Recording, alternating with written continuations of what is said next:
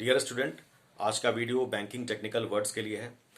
आज के वीडियो में हम लोग जानने का प्रयास करेंगे इन टेक्निकल वर्ड्स होते क्या हैं, इनका फुल फॉर्म क्या है और इसके पीछे क्या ऑब्जेक्टिव्स हैं। तो जितने भी न्यू व्यूअर्स हैं वो मेरे चैनल को सब्सक्राइब करें, बेल आइकन को प्रेस करें और लाइक करना ना भूलें। तो सबसे पहले हम लोग देखते हैं टेक्निकल वर्ड्स की तरफ। सबसे पहले देखते हैं माइकर कोड क्या है। तो माइकर कोड आपके चेकबुक में मिलता है, बॉटम साइड में मिलता है और ये 9 डिजिट का होता है। इसे रिजर्व बैंक ऑफ इंडिया ने 1980 में स्टार्ट किया था फॉर इलेक्ट्रॉनिक क्लियरिंग सर्विसेज को प्रोवाइड करने के लिए। तो यहां हम लोग देखते हैं सबसे पहले माइकर कोड 9 डिजिट का है और ये रिजर्व बैंक ऑफ इंडिया के थ्रू 1980 में स्टार्ट किया गया था। यहां समझने का प्रयास करते हैं। ये 9 डिजिट है। 9 डिजिट में फर्स्ट 3 डिजिट जो है वो सिटी पिन है, सेकंड 3 डिजिट जो है वो बैंक के लिए है और लास्ट का 3 डिजिट जो है वो ब्रांच के लिए है। उसी तरह से बात करते हैं आईएफएससी कोड। आईएफएससी कोड का पूरा फुल फॉर्म होता है इंडियन फाइनेंशियल सिस्टम कोड। तो ये आईएफएससी कोड 11 डिजिट का होता है।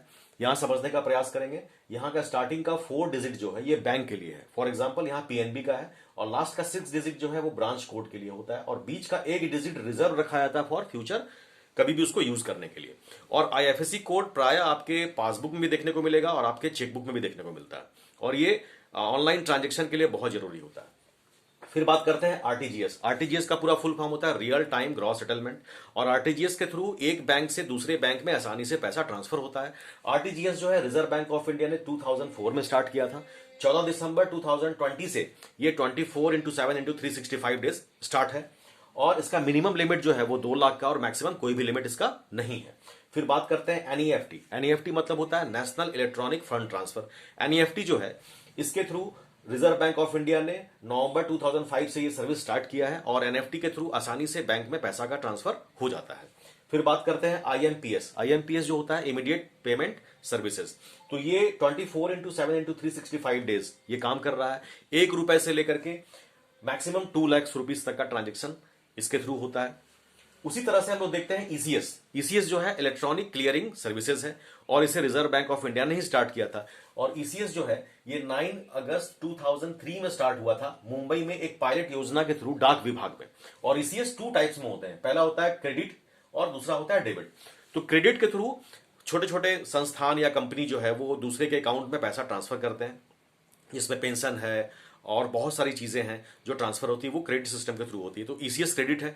फिर उसी तरह से डेबिट होता है। तो डेबिट में क्या होता है, जैसे कि आप अपना कोई बिल जमा कर रहे हैं, इलेक्ट्रॉनिक बिल जमा कर रहे हैं, आप टेलीफोन बिल जमा कर रहे हैं, वाटर टैक्स दे रहे हैं, तो ये सारी छोटी छोटी चीजें जो हैं वो ईसीएस डेबिट के थ्रू अकाउंट में दूसरे अकाउंट में आपका जमा होता है और आपके अकाउंट से वो डिडक्ट हो जाता है। तो ईसीएस जो है वो इलेक्ट्रॉनिक क्लियरिंग सर्विसेज है। उसी तरह से एक होता है नाच, NACH, नाच। तो इलेक्ट्रॉनिक क्लियरिंग सिस्टम को अब नाच के थ्रू प्रोवाइड किया जा रहा है, यानी ईसीएस के बाद ये सबसे लेटेस्ट वर्जन है रिजर्व बैंक ऑफ इंडिया का और ये 1 मार्च 2016 से स्टार्ट किया गया है। तो ये नाच के थ्रू भी आसानी से इलेक्ट्रॉनिक क्लियरिंग सर्विसेज को प्रोवाइड किया जा रहा है। फिर हम लोग देखते हैं ईएमआई। ईएमआई सभी लोग भरते हैं आज के डेट में, जो लोग बड़े बड़े लोन लेते हैं मकान के लिए या किसी दूसरे काम के लिए। तो ईएमआई का पूरा फुल फॉर्म होता है इक्वेटेड मंथली इंस्टॉलमेंट और ये इक्वेटेड मंथली इंस्टॉलमेंट जो है इसमें प्रिंसिपल अमाउंट और इंटरेस्ट ये जोड़कर बनता है। तो ईएमआई के थ्रू भी लोग काम करते हैं। तो ये छोटे छोटे टेक्निकल वर्ड्स हैं बैंकिंग सेक्टर में जो आपके लिए बहुत यूजफुल है। तो इस वीडियो में जो कुछ भी छोटी छोटी चीजों की जानकारी आपको मिली, आपको लग रहा होगा कि सर ने बहुत फास्ट बहुत जल्दी बता दिया, लेकिन इस चीज में यकीन मानिए कि आपको कम से कम 3 से 4 घंटा का नॉलेज मिला।